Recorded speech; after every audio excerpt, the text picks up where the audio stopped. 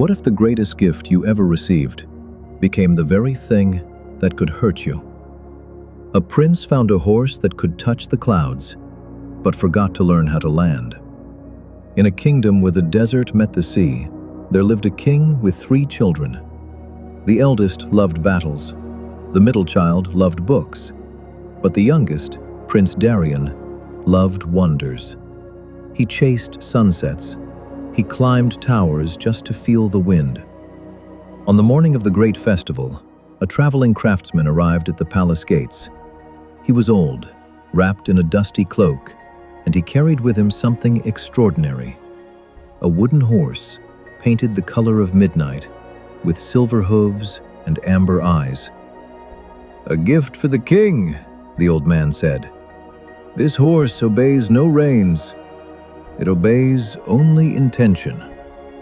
The court laughed. A wooden horse? But the craftsman simply smiled. "Press the right ear, it rises."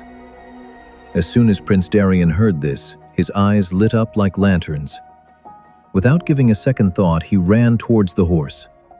Against his father's wishes, he leapt onto the horse, pressed the right ear, and shot into the sky like an arrow released from a bow. The crowd gasped. The king turned pale. High above the clouds, Darian laughed with his whole chest. He had never felt so free. The wind spoke to him up there. Stars felt close enough to pocket. But then, he forgot. He forgot to ask how to come down.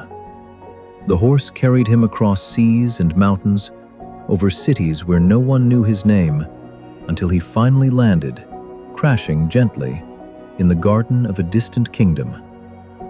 There he met Princess Soraya, daughter of a fierce and suspicious king. She was sitting alone, drawing maps of places she had never been. "You fell from the sky," she said, looking at him calmly. "I forgot to ask how to land," he admitted.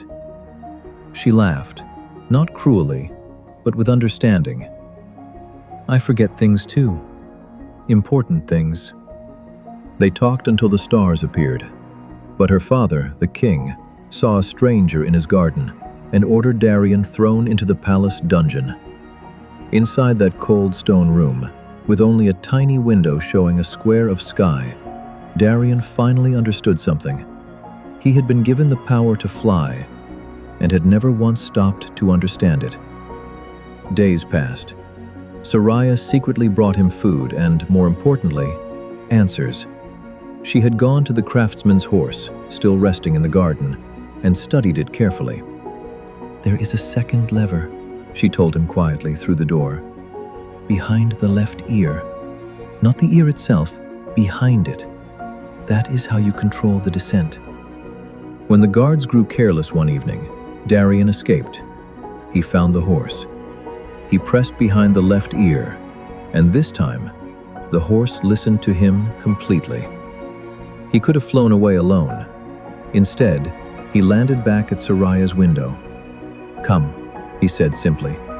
"I know how to fly now. And I know how to land."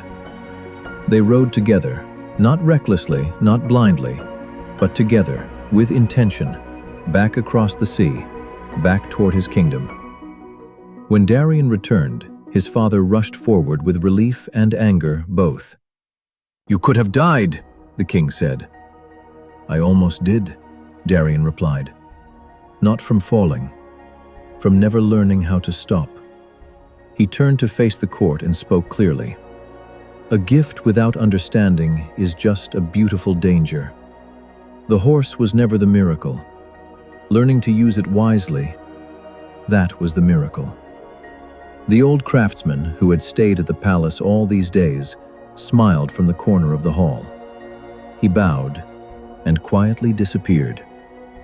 Moral of the story: a great gift without wisdom is merely a great risk.